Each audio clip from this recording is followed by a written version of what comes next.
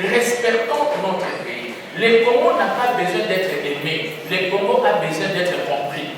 C'est pour cela, moi-même, je suis invité à changer même le nom du pays. Qui doit être la République du Congo, cœur de l'Afrique. Parce que nous devons propulser le développement. Nous devons avoir l'hymne national qui accompagne les noms-là. Et j'ai même changé les noms. Donc la prochaine fois que vous viendrez, on va chanter l'hymne que moi j'ai proposé. Les centres de recherche interdisciplinaires de l'Université pédagogique nationale a lancé jeudi 8 mai 2026 ces séminaires de formation consacrés à l'ingénierie de la construction du savoir scientifique. Organisés du 8 au 9 mai 2026 à l'intention des cadres scientifiques, chercheurs de l'UPN ainsi que d'autres institutions d'enseignement supérieur universitaire, cette activité s'inscrit dans la dynamique de renforcement de la qualité de la recherche scientifique en République démocratique du Congo, placée sous les thèmes formation sur l'ingénierie de la construction du savoir scientifique. Cette session a été animée par le professeur ordinaire Dr Jean-Paul Yawidi Mainzambi et le professeur Corneille Luboya, deux spécialistes engagés dans la réflexion épistémologique et méthodologique de la recherche scientifique. Dans son intervention axée sur le paradigme épistémologique au schéma conceptuel de la recherche, le professeur Jean-Paul Yawidi Mainzambi a insisté sur l'importance de fondements épistémologiques dans toute démarche scientifique. Toute recherche sérieuse doit partir d'une compréhension claire du réel et de la réalité, considérée comme point de départ de toute construction du savoir scientifique.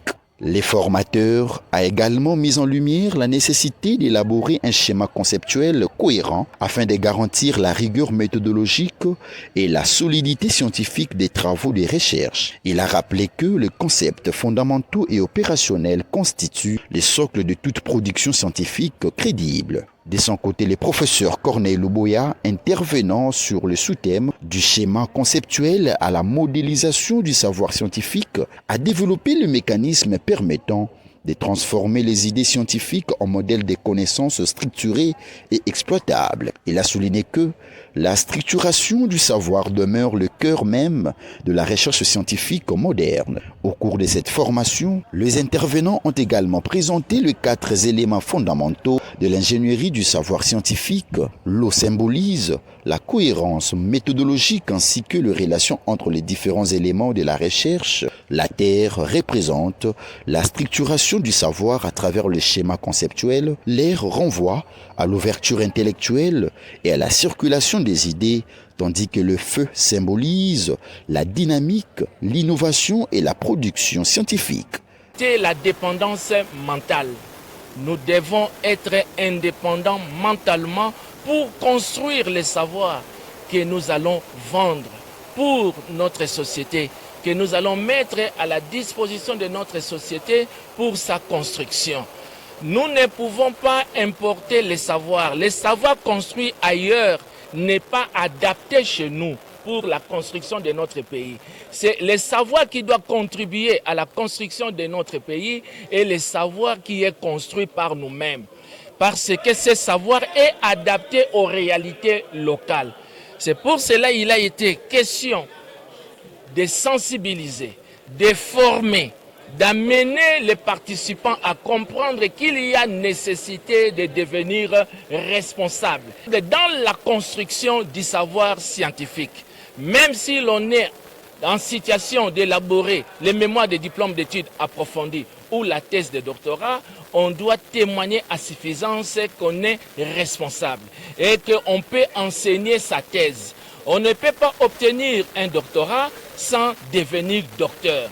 Tout le monde est sensibilisé à savoir que non seulement il doit obtenir le doctorat, mais aussi il doit devenir docteur.